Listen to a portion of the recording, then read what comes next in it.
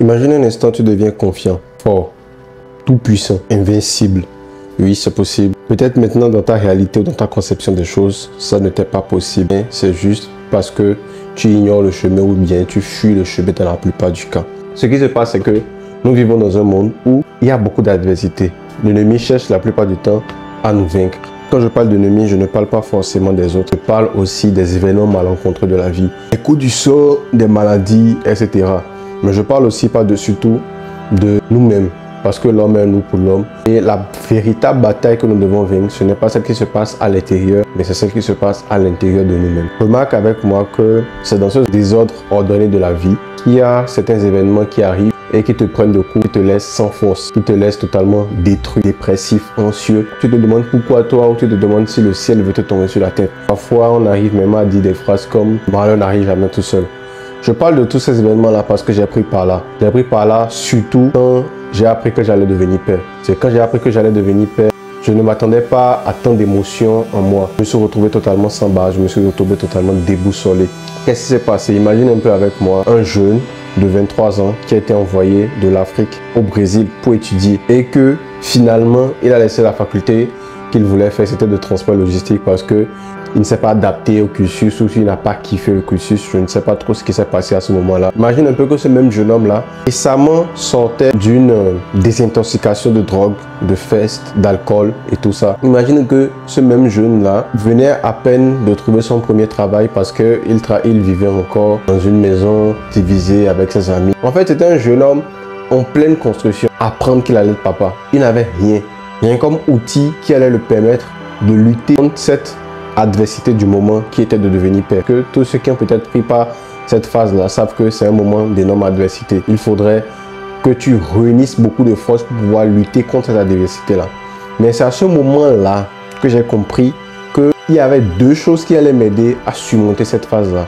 Il y avait un que j'avais déjà, qui était le processus. En fait, le processus, il est comme une forge. Il chauffe, il frappe, il casse. Tout ça pour te fortifier. En fait, tout ce que tu as pris par, tous les événements par lesquels tu as pris part avant d'arriver à un moment chic d'une adversité. Sauf que tout ça là, ça t'a préparé pour ce moment-là. Et même si tu ne t'en rends pas compte, quand tu es devant une adversité, sache que tu as déjà eu tous les outils pour pouvoir affronter cette adversité-là. Parce que c'est ce qui est réel. Et c'est à partir du moment où tu perçois ce processus et que tu profites de ce processus pour avoir beaucoup plus d'atouts pour qu'au moment de l'adversité, tu puisses répondre. Et puis que tu puisses répondre avec force, c'est là maintenant que tu deviens prêt. C'est là que tu deviens invincible. Parce que oui, tous les échecs, tous les refus, toutes les trahisons, peu importe ce qui se passe, tous les abandons qui se sont passés dans ta vie, tout ça, ça a un objectif. Ça te prépare à un moment de ta vie où tu auras besoin de tout ce processus-là.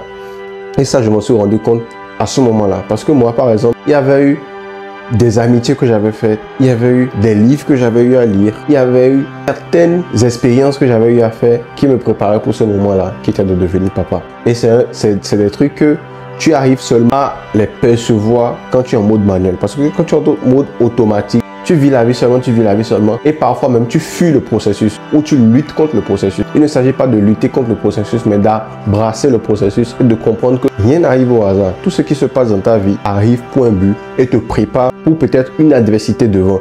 Et c'est quand tu perçois ça que tu deviens invincible. Parce que le processus il est là pour te permettre de répondre en tant qu'homme podereux que tu es au moment même de l'adversité. Supposons que tu es quelqu'un qui t'entraîne beaucoup ou qui mange sainement. Tout ça, c'est un processus pour t'amener à éviter ou à répondre d'une meilleure manière à une maladie donnée. C'est le fait de comprendre que chaque processus est un but qui te permet de devenir invincible. Et si tu observes bien la nature, tout ce qui donne de fruits passe par un processus de forge.